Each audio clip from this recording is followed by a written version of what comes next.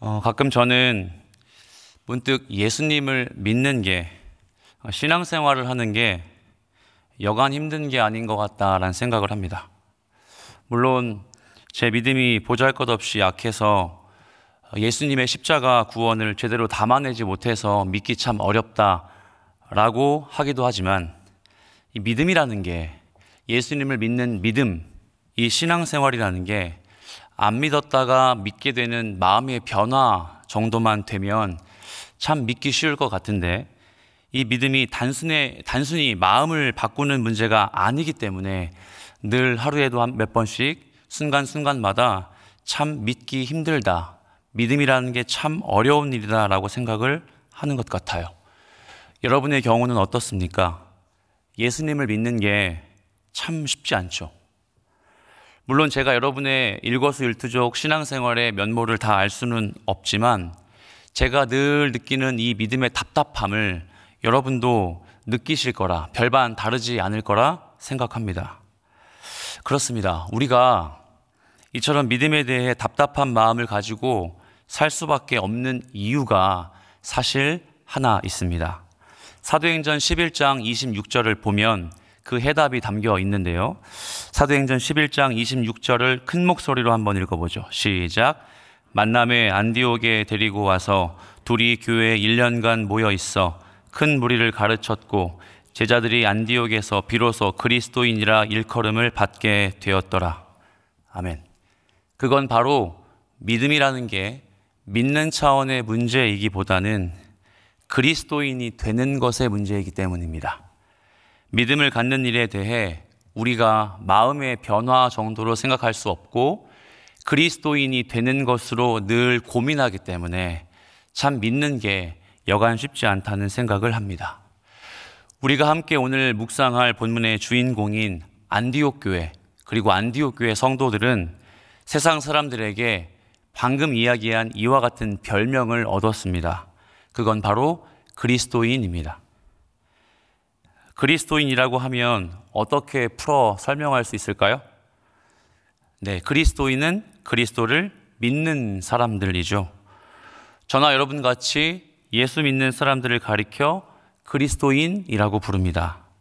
당시 수천 년 전으로 돌아가 이 안디옥에 있는 세상의 사람들이 안디옥 교회 성도들을 보고, 아, 당신 그리스도인이군요 라고 그렇게 별칭을 붙였단 말이죠.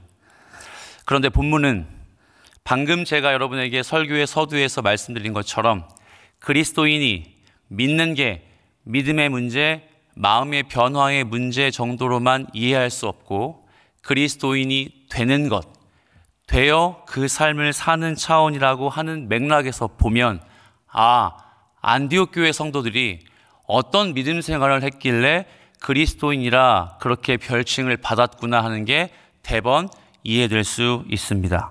사도행전 1장 8절을 보면, 오직 성령이 너희에게 임하시면 너희가 권능을 받고 예루살렘과 온 유다와 사마리아와 땅끝까지 이르러 내 증인이 되리라 하시니라.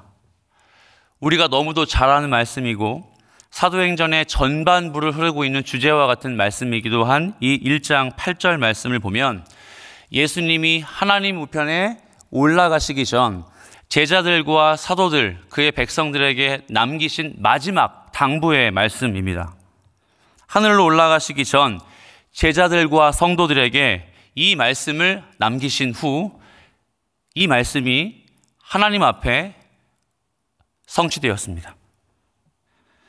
8절의 말씀은 온 유대와 사마리아와 땅끝까지 이르러 내 증인이 되어야 된다, 그리스도인이 되어야 된다라고 하시는 말씀이 어느덧 사도행전 2장, 3장, 그리고 오늘 13장에 이르러서 온 유대가 그리스도의 복음을 증거받았고, 북이스라엘의 수도였던 사마리아와 같은 저주받은 그 땅이 복음을 증거받았으며, 그리고 오늘 이 13장, 우리가 알고 있는 안디옥 교회의 선교지인 구브로, 이 구브로가 땅끝이 되어 이 섬이 그리스도의 복음을 전달받는 시점이 되었습니다.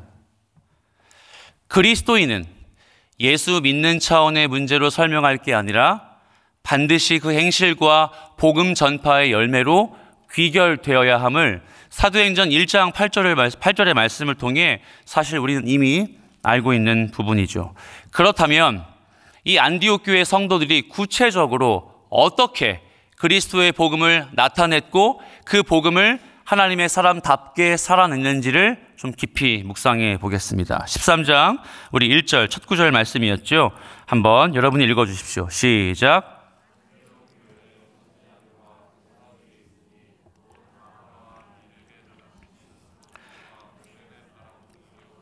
분봉왕 헤롯의 젖동생 마나엔과 및 사울이라.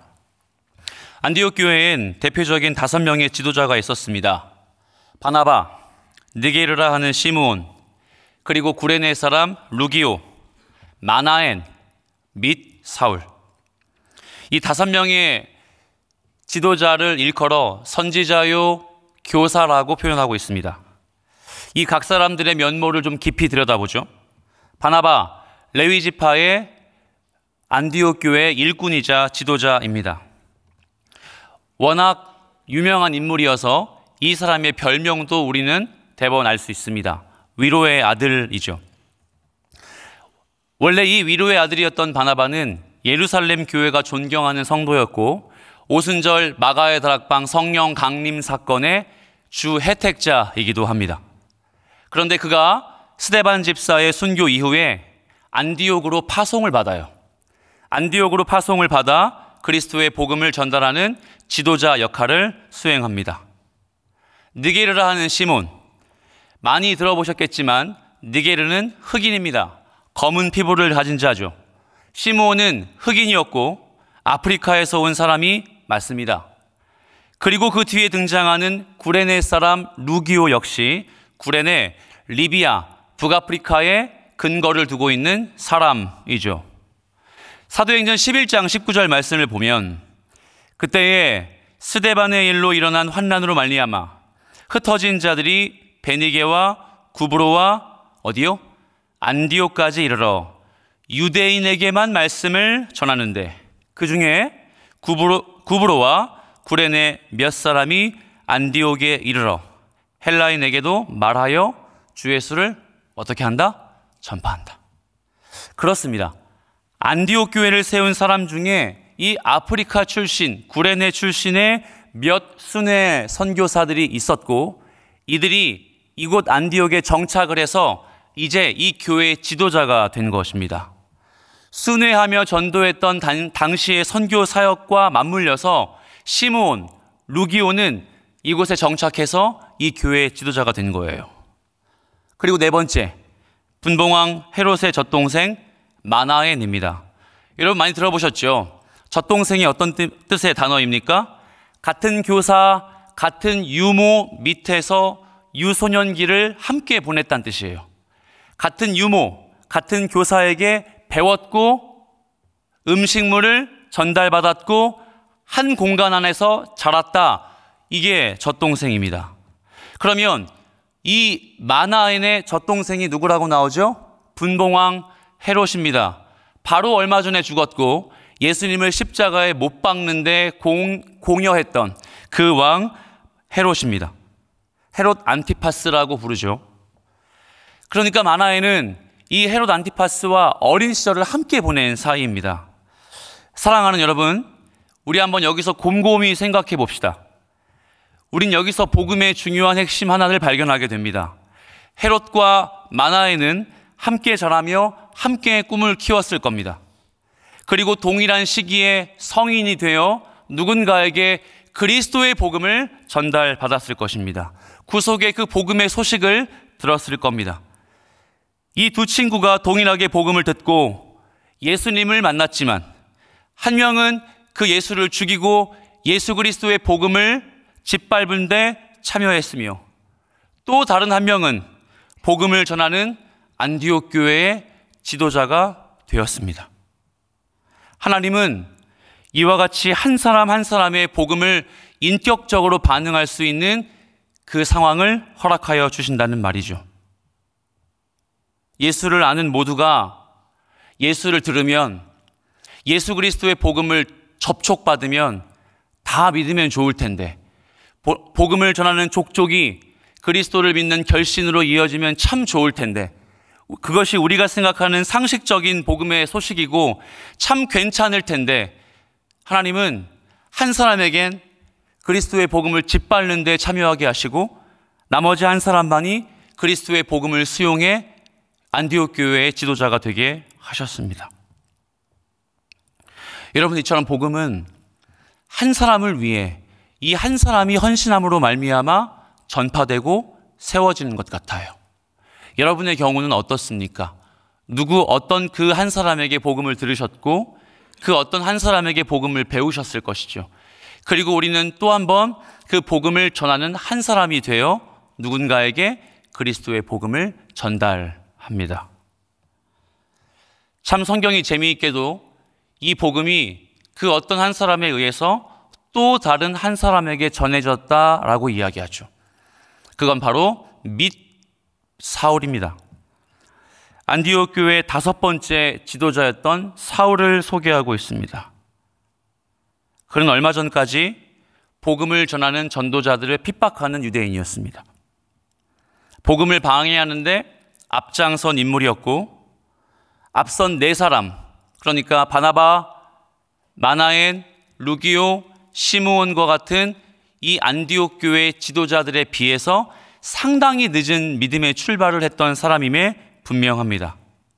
그래서 이 사울을 맨 마지막에 마치 끼워 넣듯이 소개하는 게 아닌가 모르겠습니다. 이 5명이 안디옥 교회 지도자로 소개가 되죠. 그런데 전 여기에서 이 5명을 소개하는 수식어 중에 교사라는 단어를 좀 주목하고 싶습니다.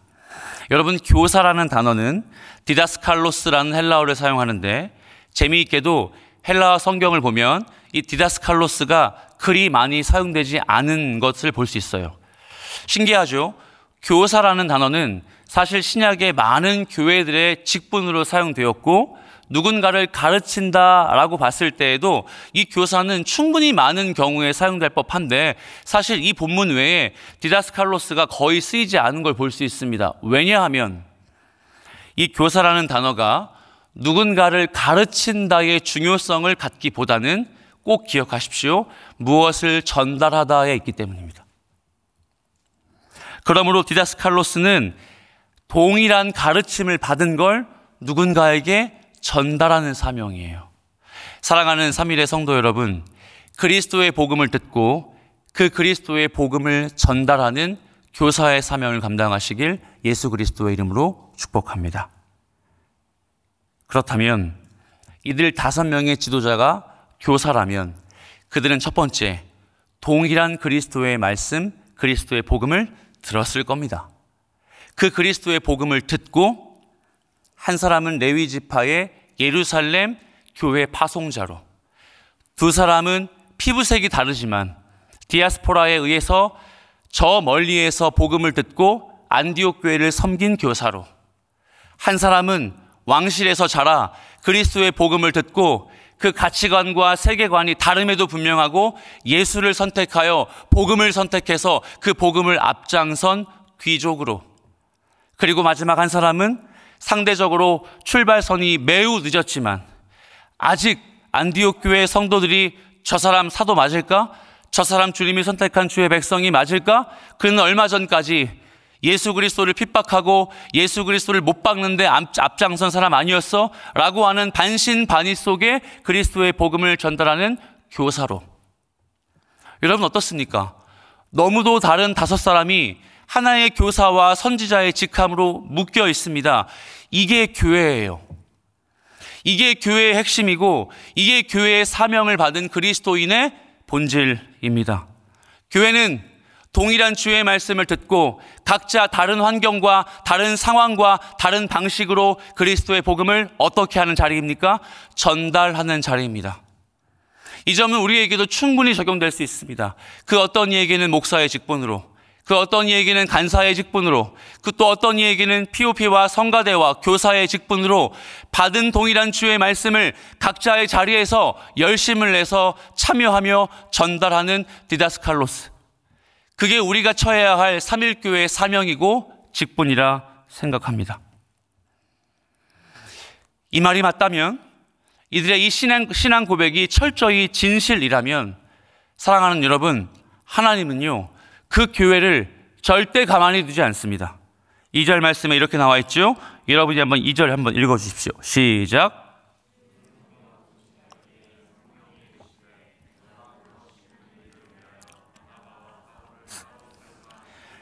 아멘. 안디옥 교회 성도들은 주를 섬겼습니다. 그들은 금식했고 기도하는 공동체였습니다. 바꿔 말하면 5명의 지도자들을 중심으로 함께 주의 말씀을 전달했으며 그 전달한 주의 말씀의 감격을 가지고 주를 섬겼습니다. 그리고 그들은 금식했죠. 그런데 여기에 섬겨라는 단어를 보십시오. 이 섬기다라는 뜻의 헬라어 단어는 레이투르게오입니다. 히브리어를 헬라어로 번역한 70인역 성경을 보면 이 레이투르게오를 어떤 단어에서 번역한 걸 알 수 있어요. 그게 뭐냐? 레위지파와 제사장이 성막, 성전에 들어가 이 제사에 쓰일 도구들을 가지런히 하고 이 제사를 주관하고 이 제사를 순결한 마음으로 주도하는 것이죠. 그러니까 레위인과 제사장들이 성전의 제사로 봉사한다, 이 뜻입니다. 안디옥 교회가 하나님을 섬겼습니다. 이 섬긴 것이 레위인과 제사장의 제사를 섬김과 일맥상통하다 이야기할 수 있습니다. 그러면 이 안디옥 교회의 성도들이 지금 뭐 하고 있는 거죠? 예배하는 것입니다. 주를 섬기는 일은 예배하는 것이죠. 그들이 예배하고 두 번째 금식할 때에 성령님께서 직접 화법으로 말씀하셨습니다. 가서 섬기라. 가서 주의 복음을 전파하라고 말입니다. 여러분, 또한 금식은 어떤 의미입니까? 너무도 많이 들어온 표현이죠. 금식은 내 몸을 힘내어 내 몸에 에너지를 감싸고 있는 음식문을 끊고 오직 나를 주장하시고 나에게 능력을 주시는 하나님만 의지할 수 있는 내 스스로의 마음을 담은 결단이 금식입니다. 그래서 금식과 무엇이 함께 가죠? 기도죠. 금식과 기도는 함께 갈 수밖에 없는 것입니다. 안디옥 교회 성도들에게 성령이 말씀하셨습니다. 자, 나를 섬기고 금식하는 안디옥 교회 백성들아, 내가 불러 시키는 일을 하라. 우리는 여기서 또 하나의 본문이 주는 중요한 핵심을 발견합니다. 내가 불러 시키는 일을 하라. 여러분 잘 보세요. 그들이 금식하고 섬기니까 하나님이 사명을 주신 것처럼 보입니까? 우리가 한글 성경으로 보면 그들이 섬기고 금식하니까 하나님이 성령 하나님이 복음을 전달할 수 있는 명령을 내린 것처럼 보이지만 아니요, 원인과 결과가 절대 아닙니다. 이들이 금식하고 섬기는 것은 그만큼 성령 하나님이 이 교회에 말씀하시는 걸 세밀하게 분별할 수 있었다는 걸 말해줘요. 늘 준비하고 깨어 있어 하나님이 이 교회에게 말씀하시는 사명 감당할 준비를 하고 있었다는 걸 의미합니다. 오히려 성령이 교회에게 주시는 원천적인 뜻을 이들이 알게 되었단 말입니다. 우린 앞서 사도행전 1장 8절의 말씀을 읽어본 적 있죠. 그리고 알고 있습니다. 온 유대와 사마리아와 어디요? 땅끝까지 이르러. 이제 우리 안디옥 교회를 통해서 땅끝에 그 복음을 전파할 때가 도래했음을 안디옥 교회 성도들은 기대하고 있었을지도 모르겠습니다.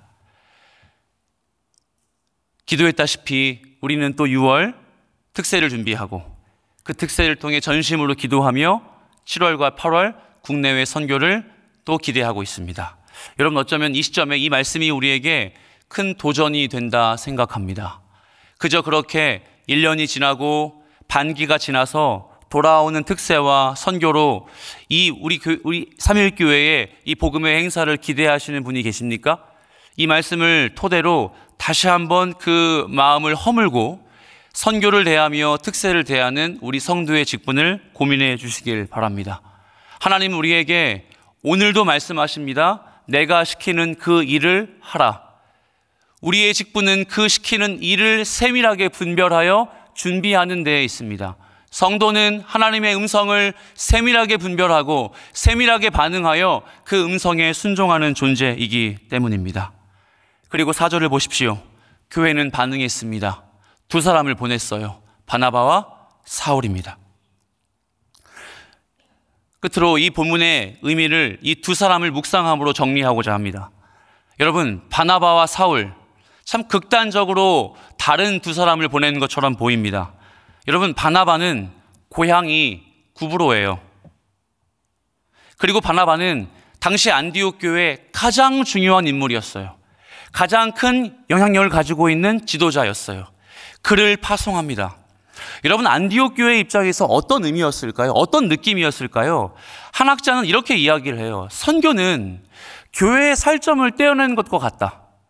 무슨 말일까요? 바나바를 떼어서 구브로에 파송하는 건 안디옥 교회 입장에서 엄청난 손실이자 엄청난 상실이었습니다. 하지만 성령 하나님은 이 바나바를 보내시는 거예요. 그리고 그가 파송받은 곳이 어디입니까? 자신의 고향 구브로 키프리스 섬입니다. 오죽하면 예수님도 선지자가 고향에서 절대 대접받을 수 없다라고 이야기한 것 같이 어쩌면 그는 당당하게 복음을 전하는 데 제약이 있을지도 모르겠습니다. 그리고 어쩌면 그는 예루살렘에서 안디옥으로 파송받은 지 얼마 되지 않아 또 한 번 구브로에 파송되는 이 시점에 이제 여기에서 내 직분을 충분히 감당할 수 있지 않을까라고 생각할지도 모르겠습니다. 그리고 그는 생각했습니다. 이제 막 바로서 훈련받고 있는 사울을 데리고 가야 하는 이 상황. 다메섹 도상에서 예수님을 만난 사울은 오랜 시간 눈이 멀어 오랜 시간 움츠려 선교사로서 준비되는 시간을 보냈습니다. 그리고 이제 이 안디옥 교회의 두 번째 파송 선교사로 바나바와 함께 선교 사역을 출발하려고 합니다. 이게 올바른 결정일 수 있겠습니까? 어쩌면 다른 지도자들, 심지어 그 안디옥 교회를 세운 시므온과 루기오와 같은 사람들을 보내는 게 안디옥 교회 성도들에겐 타당성 있는 파송이라 생각할지도 모르겠습니다. 그들은 어쩌면 반신반의하는 시선으로 이 사울을 파송할지도 모르겠습니다. 그런데 성경은 그의 파송이 타당하다 증거합니다. 9절 말씀이죠. 바울이라고 하는 사울이. 그의 이름의 변화가 무엇을 말해줄까요? 하나님이 이 한 사람의 복음 전도자로서의 사명을 주시기 위해 지불하신 열매가 이제 성취되었다. 바울이라 하는 사울이 구브로의 그 섬에서 복음을 전했을 때, 지금까지 예루살렘 교회에 바나바를 파송하셨고 이 바나바가 안디옥 교회에 와서 많은 지도자들과 그리스도의 복음을 전달하기 위한 목적은 한 사람, 사도 바울이 사울이 사도 바울로 준비되는 과정에 조력하기 위함입니다. 여러분, 이처럼 흥미진진하게도 사도행전은 늘 한 사람을 세우기 위해 주의 말씀이 흥황됩니다. 사도행전은 늘 한 사람을 세우기 위해 많은 기회 비용을 지불합니다.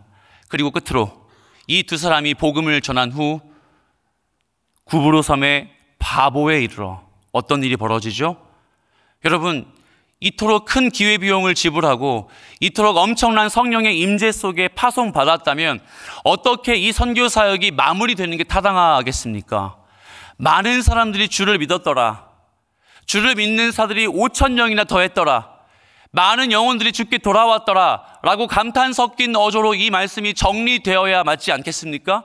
하지만 성경은 재미있게도 단 한 사람, 총독 서기오 바울의 결심만을 증거합니다.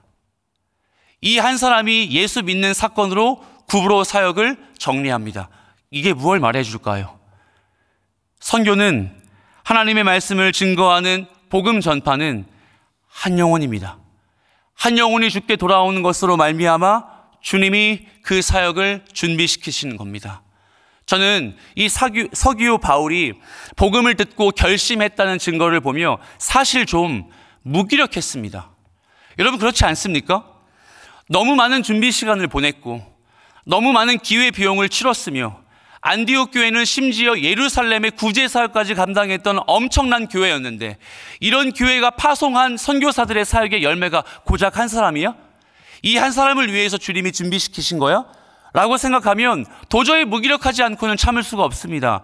그런데 그 무기력함이 저에게 은혜와 감격과 감사로 바뀐 건 무엇인지 아십니까? 그걸 거슬러 올라가면 나 한 사람이 구원을 받은 것도, 나 한 사람의 구원을 위해서 많은 이들이 희생을 당했고, 많은 이들이 그리스도의 복음을 위해 기회 비용을 지불했다는 사실입니다. 그리고 그것을 거슬러 올라갔을 때 우리 한 사람이 예수 믿게 하기 위해서, 우리 한 사람이 구원의 복음에 합당한 자 되기 위해서 어떤 일이 벌어졌습니까? 하나님의 본체이신 하나님의 아들 예수 그리스도가 이 땅에 오셔서 죽임을 당하고 부활하시는 십자가 사건을 준비시키셨습니다. 이것이 우리에게 은혜이고, 이것이 우리에게 선교 사역에 파송받아야 하는 복음 전파의 사명이 성도의 본질이라고 결단할 수밖에 없는 이유입니다. 말씀을 정리하며 오늘 이 아침에 우리는 하나님 앞에 회개하는 기도 좋을 수 있습니다. 주님께 선교 준비하겠습니다 하고 결심하는 기도 좋습니다. 하지만 이렇게 기도해 보는 게 어떨까요? 하나님 감사합니다. 나 한 사람을 준비시키기 위해서, 나 한 사람의 복음을 위해서 하나님이 지금까지 나에게 역사하신 그 일로 인해 감사합니다. 그리고 나 한 사람의 복음을 위해서 사랑하는 주의 공동체 3.1교회를 준비시키셨으며, 이 3.1교회의 교역자와 간사님을 주셨고, 이 3.1교회의 많은 동역자들과 성도들을 나를 위해 준비시키셨다는 사실에 감사하는 마음으로 기도하는 여러분이 되길 바랍니다. 말씀을 정리합니다. 그 감사의 기도가 우리에게 결심의 기도로 이어져야 합니다. 왜 복음을 증거해야 하는지, 그 복음을 증거하기 위해 우린 무엇을 준비하며 성령 하나님이 우리에게 무엇을 준비하도록 요구하시는지, 그 음성에 민감하게 반응하며 오늘 하루 승리하시는 저와 여러분 되길 살아계신 예수 그리스도의 이름으로 축복합니다. 함께 우리 이 시간 말씀을 기억하며 기도하며 주 앞에 나가겠습니다.